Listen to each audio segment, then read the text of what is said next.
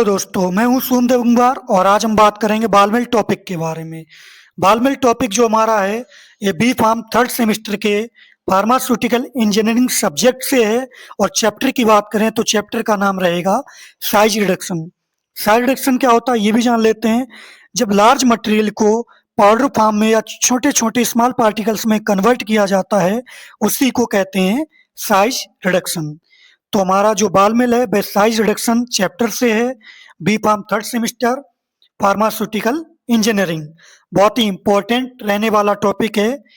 तो सबसे पहले बाल मिल का प्रिंसिपल देखते हैं कि बाल मिल जो है इसका प्रिंसिपल क्या है। तो ball mill works on the principle of impact and attrition. Ball mill जो होता है हमारा इम्पैक्ट एंड एट्रीशन प्रिंसिपल के ऊपर काम करता है, या फिर हमारा impact and attrition both principle के ऊपर काम करता है। कैसे काम करता है ये भी देख लेते हैं। व्हेन द सिलेंडर रोटेट्स, जो हमारा बाल मिल होता है वह हमारा एक सिलेंडर से मिलकर बना होता है, इस टाइप से बना होता है। जब ये सिलेंडर रोटेट्स होता है, the balls are lifted and then fall into the material. इस सिलेंडर के अंदर बाल्स होती हैं स्टील की। तो जब सिलेंडर रोटेट्स होता है तो क्या होती है, इसमें जो बाल्स होती हैं वो भी क्या होती हैं, रोटेट होती हैं। रोटेट होने के बाद जो बाल्स होती हैं वे हमारे मटेरियल के ऊपर गिरती हैं, causing impact and shear force, जिसकी वजह से इम्पैक्ट एंड शियर फोर्स लगता है और क्या होता है, साइज रिडक्शन हो जाता है, साइज रिड्यूस हो जाता है। यानी कि साइज जो हमारा लार्ज मटेरियल था वह पाउडर फॉर्म में या स्मॉल पार्टिकल्स में कन्वर्ट हो जाता है। क्लियर। अब बात करते हैं इसके कॉन्ट्रैक्शंस की, कि हमारा जो बाल मिल है ये बना कैसे। देखिए बहुत ही इंपॉर्टेंट है, बहुत ही ईजी है, कॉन्ट्रैक्शंस बस समझने की देरी है। तो हमारा बाल मिल है, सबसे पहले बाल मिल का डायग्राम बना लेते हैं।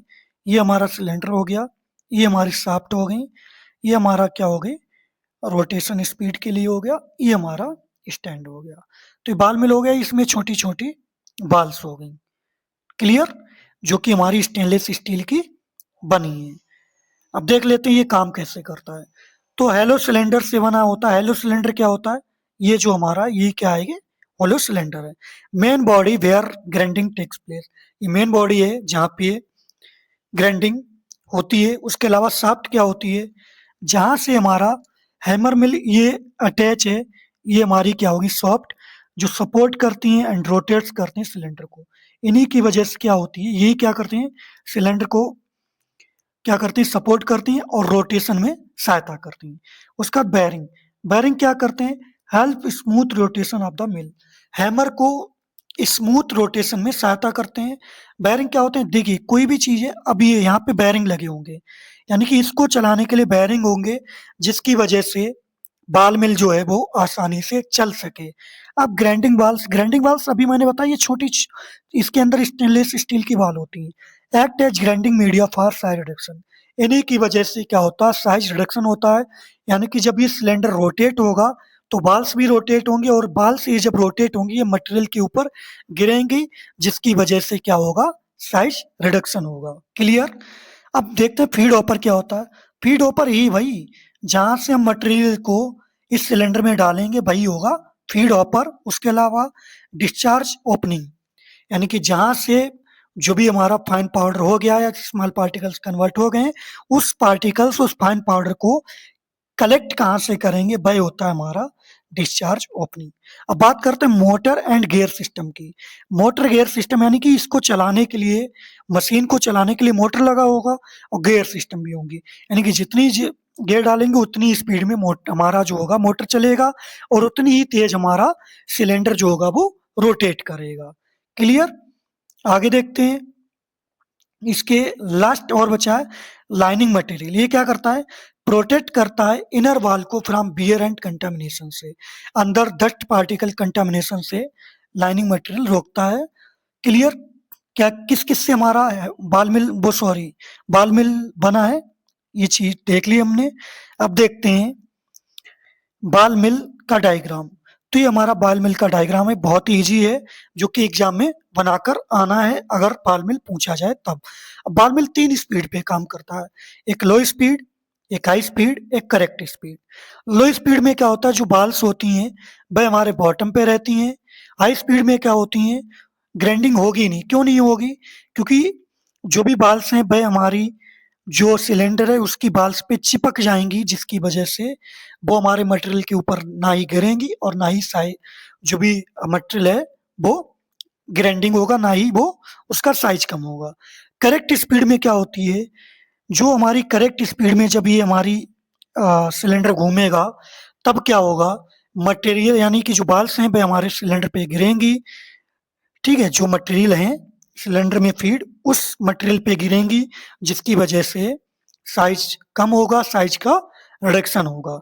तो करेक्ट स्पीड एकदम एक्यूरेट रहती है। इसमें भी ग्राइंडिंग होगी बट बहुत ही कम, और हाई स्पीड में तो ग्राइंडिंग होती नहीं बिल्कुल, और करेक्ट स्पीड में ग्राइंडिंग एफिशिएंसी सबसे अच्छी रहती है। तो ये हमारा हो गया डायग्राम। अब बात करते हैं इसके वर्किंग की। जो हमारा बॉल मिल है, ये वर्क कैसे करता है, काम कैसे करता है। तो सबसे पहले मटेरियल को क्या करेंगे, फीड करेंगे किसमें, मिल में। उसके बाद सिलेंडर को रोटेट करेंगे अराउंड हॉरिजेंटल एक्सिस में, और जिसकी वजह से फ्रिक्शन एंड सेंट्रीफ्यूगल फोर्स लगेगा। बाल्स जो होंगी वह carried up along the inner wall of the cylinder, act as certain height, balls fall freely on the material. जब हम सिलेंडर को रोटेट करेंगे तो वह बाल्स हमारी अंदर मटेरियल पर गिरेंगी, ठीक है, जिसकी वजह से इम्पैक्ट और एट्रिशन प्रिंसिपल काम करेगा, जिसकी वजह से साइज कम होगा और फाइन प्रोडक्ट जो होगा वह हमें ऑब्टेन्ड होगा, और उसको हम डिस्चार्ज कर लेंगे थ्रू द आउटलेट। आउटलेट के थ्रू उस फाइन पाउडर को हम कलेक्ट कर लेंगे। उसके बाद ये हमारी होगी वर्किंग। कैसे वर्क करती है, अब देखिए सिंपल भाषा में समझ लीजिए। सबसे पहले मटेरियल को फीड करेंगे, फिर हम सिलेंडर को चलाएँगे एक ऑप्टिमम स्पीड पर, जिसकी वजह से जो उसमें बाल्स हैं वह मटेरियल जो हमने फीड किया है सिलेंडर में, उस मटेरियल पे वो बाल्स गिरेंगी। गिरने की वजह से साइज़ कम होगा, और जो साइज़ कम होता है उसको हम मतलब जो आउटलेट होता है उसके थ्रू हम कलेक्ट कर लेंगे। ये हमारी हो गई वर्किंग। अब बात करते हैं इसकी स्पीड की। 3 स्पीड अभी जैसे हमने देखी थी, तो 3 स्पीड होती हैं, डायग्राम में ऊपर दिखा भी चुके थे। पहली लो speed, optimum speed, high speed. लो स्पीड में बॉल्स बॉटम पे रहेंगी और एट्रिशन काम करेगा, मतलब केवल एट्रिशन प्रिंसिपल काम करेगा, और जो हमारी ग्राइंडिंग एफिशिएंसी रहेगी वह बहुत ही पुअर रहेगी। ऑप्टिमम पे क्या होगी, बॉल्स पार्टिकल्स पे गिरेंगी, बेस्ट एफिशिएंसी रहेगी। हाई स्पीड में क्या होगी, balls sticks on the ball. जो हमारी सिलेंडर है उसकी बॉल्स, जो बाल है यानी कि दीवारें होती हैं, उन पे हमारी क्या होंगी, बाल्स चिपक जाएँगी, जिसकी वजह से कोई भी ग्राइंडिंग नहीं होगी। तो ये हमारी हो गई रोटेशन की स्पीड। अगर स्पीड ऑप्टिमम की बात करें तो 65 से 80% जो स्पीड रहती है वो एकदम करेक्ट रहती है।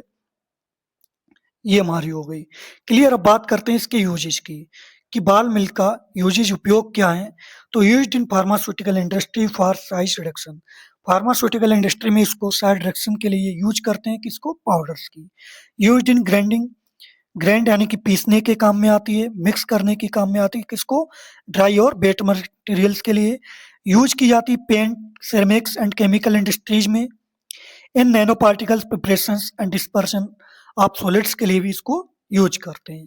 अब बात करते हैं इसके एडवांटेज की, इसके क्या क्या एडवांटेज रहेंगे। तो सबसे पहला जो इसका एडवांटेज रहेगा वह क्या है, ये सिंपल होती है एंड इजी टू ऑपरेट। इसको चलाना बहुत ही इजी होता है। उसके अलावा it is suitable for both wet and dry grinding. ये वेट और ड्राई दोनों को पीसने में, दोनों मटेरियल्स को पीसने में सहायता करती है। It can handle large quantities of material. इसके थ्रू हम एक बड़ी मात्रा में मटेरियल को हैंडल कर सकते हैं, यानी कि बड़े मात्रा में मटेरियल का साइज रिडक्शन कर सकते हैं।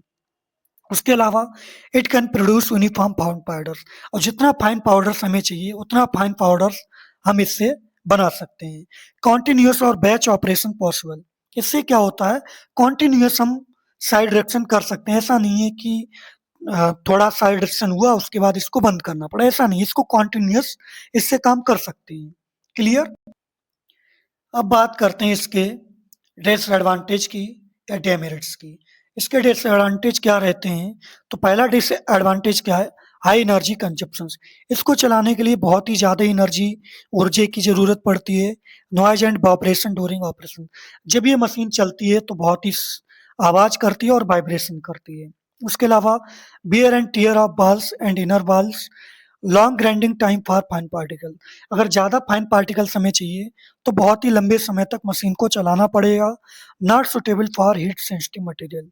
जितने भी हीट सेंसिटिव मटेरियल्स होते हैं उनके लिए जो हमारा बाल मिल है वह सुटेबल नहीं है। अगर वीडियो पसंद आई हो तो लाइक करें और शेयर जरूर करें और सब्सक्राइब करना मत भूलिए ताकि आप ऐसे और वीडियोज को मिस ना करें। Thank you.